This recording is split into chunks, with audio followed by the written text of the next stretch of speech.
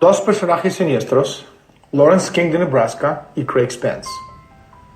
Dos power brokers políticos con acceso a los más altos niveles de gobierno de los Estados Unidos. Supervisaron la red y transportó y vendió cientos de niños a lo largo y ancho de los Estados Unidos.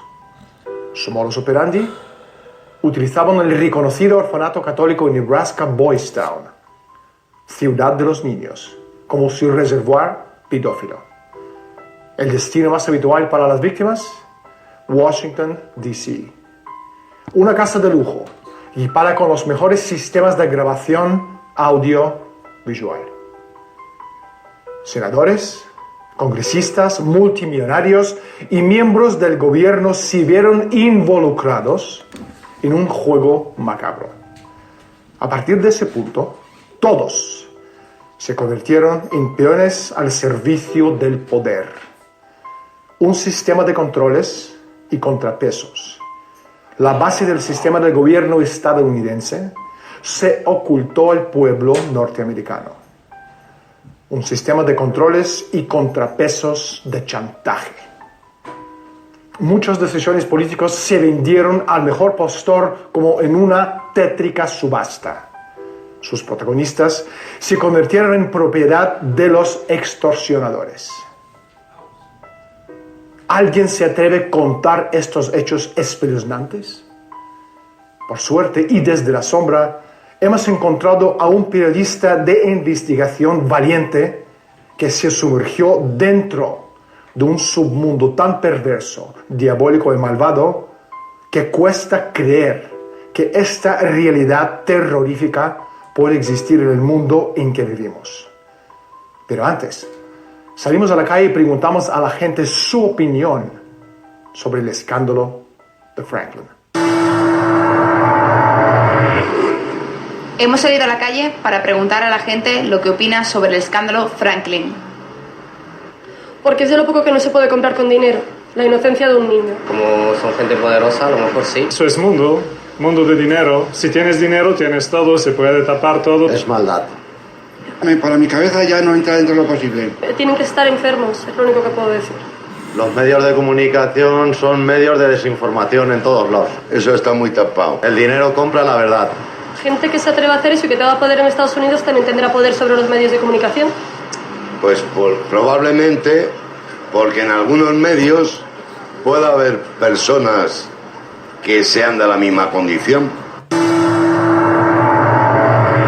Pedófilos en los puestos de poder, asesinatos, manipulación, mentiras desgarradas en los medios corporativos, los servicios de inteligencia, protegiendo a los criminales, la conspiración.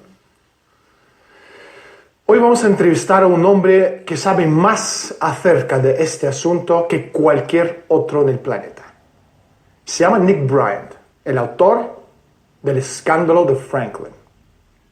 Nick, muchísimas gracias por estar con nosotros. Bienvenido al programa. Red de pedofilia nacional vinculado a los superpolíticos en Washington, a los elementos de las Fuerzas Armadas de los Estados Unidos y los servicios de inteligencia. Esto es una locura. Vamos por partes, Nick. ¿Qué es el escándalo Franklin? Dicho brevemente, el escándalo Franklin trata de una red interestatal de pedofilia que traslada a niños pequeños de una costa a otra del país para venderlos a gente rica y poderosa. Esta red pedófila estaba en última instancia cubierta por el FBI y el Ministerio de Justicia. Las más altas organizaciones de defensa de la ley de los Estados Unidos pudieran cubrir una red internacional y nacional de pedofilia. ¿Quiénes son algunos de los principales señores de las sombras involucrados en esa red de pedofilia? Los dos individuos que controlaban esta red pedófila en concreto eran dos republicanos influyentes, Lawrence King de Nebraska y Craig Spence, que vivía en Washington, D.C. King era un republicano importante igual que Spence. Tenía contactos al más alto nivel, es decir, que podía llamar prácticamente a cualquier persona que estuviera en el poder para pedirle un favor. Lawrence King.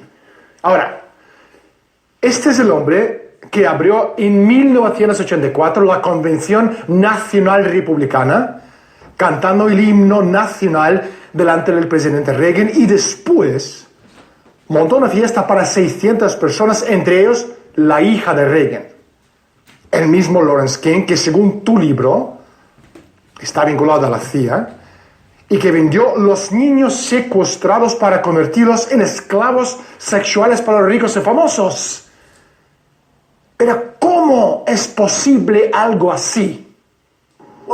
Bueno, la historia es bastante complicada, porque es muy difícil creer que una red nacional de pedofilia controlada por un importante republicano pudiera pasar desapercibida durante más de 10 años y afectar a Dios sabe cuántos menores. Para escribir el libro pasé 7 años investigando el caso Franklin, me costó 7 años. Y en última instancia, y aquí es donde se vuelve realmente descabellado, en última instancia se utilizaron 3 grandes jurados para tapar el escándalo Franklin. El hombre designado para investigar Franklin fue el senador Loren Schmidt, un devoto católico y republicano fanático, padre de 10 hijos y un sinfín de nietos. Inicialmente, Schmidt pensó que Franklin era un ejemplo aislado de una dichosa manzana podrida. Poco después de que se formó el comité de Franklin, Schmidt recibió una llamada telefónica anónima. La persona que llama a Schmidt le instó a no seguir adelante con la investigación porque las huellas llegan a los más altos niveles del partido republicano. Schmidt no podía imaginar que su investigación terminaría en un final infame a su distinguida carrera política y casi le conduce a la ruina financiera. Y todo eso debido a que Schmidt, un hombre honrado y honesto, no quiso doblegarse a la voluntad de los tipos perversos que escondían su maldad en un manto de respetabilidad. Personas importantes estaban cubriendo sus bases dispuestos a hacer cualquier cosa para mantener esta historia en un hoyo profundo y oscuro. ¿Por qué los hombres tan poderosos quieran abusar sexualmente a los niños pequeños? No hay palabras que gráficamente pueden describir este horror. Una de las mejores explicaciones que recibí me la dio un psicólogo de Washington que trabajaba con individuos que están en el poder y siendo pedófilos desean realmente modificar su comportamiento. Me dijo que había un elemento de prohibición, que eran tipos que podían tener mujeres a su disposición en cualquier momento y que en definitiva lo que querían era probar algún tipo de fruto prohibido. Es como si pudieran cenar cada noche todo lo que desearan, pero justamente desearan una fruta prohibida de postre. Creo que en última instancia este es uno de los mecanismos que llevan a estos hombres poderosos a abusar de menores. La mayoría de las personas involucradas son miembros del prestigio social y creyentes católicos. El hermetismo tiene muchas explicaciones. Uno de ellos es la cuestión de fe. Pensad bien lo que estoy diciendo. Entraron en nuestras casas, raptaron y forzaron a prostituirse a nuestros hijos. Después lo negaron todo. Se define el término chutzpah como una persona que asesina a sus padres y luego exige clemencia al tribunal sobre la base de que ya es huérfano. Eso pretende ser un chiste, aunque es un chiste peligroso. Nuestra obsesión por el bienestar psíquico del culpable nos deja filosóficamente indefensos ante el crimen. Mientras el culpable no sea más que otra víctima, la justicia es imposible. Nick, ¿cuál ha sido el papel de los medios de comunicación en encubrir el caso Franklin? Fundamentalmente, lo que ocurrió fue que los organismos federales y locales de defensa de la ley negaron la existencia de esta red de pedofilia, aunque hubiera numerosos servicios sociales que apoyaban las denuncias de los niños. Pero los medios de comunicación se basaron en lo dicho por los organismos policiales, tanto los medios locales como los nacionales. The New York Times incitó a la ocultación al revelar que uno de los grandes jurados había sido corrompido.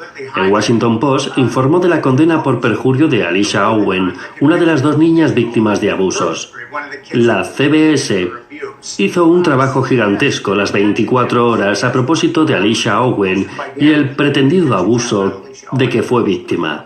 El World Herald también hizo un gran trabajo de intoxicación con cada una de las víctimas que iban surgiendo. Y un par de víctimas habían nombrado a un ejecutivo del World Herald como posible abusador, de modo que es muy interesante. Discovery Channel pagó una cantidad con 6 ceros por el documental y luego decidió no emitirlo. Menos de 24 horas después de que el primer corte documental sobre Franklin fue mostrado a los miembros del Comité de Investigación del Congreso de los Estados Unidos, el Congreso había ordenado que todos los ejemplos fueron destruidos. El respaldo por parte del gobierno del abuso sexual de los menores niños, en su mayoría, es extremadamente preocupante, pero no lo podrían haberlo hecho sin el apoyo incondicional de los medios de comunicación estadounidenses. Los federales fueron obligados e instigados a prensa en cada paso del camino, ya sea por acción o por omisión. Washington Post, New York Times, el World Herald, la revista GQ, las cadenas nacionales CBS y ABC. A ver si me explico. Los principales medios de comunicación de Estados Unidos promovían la mala conducta de la Fiscalía General del Estado y de los servicios secretos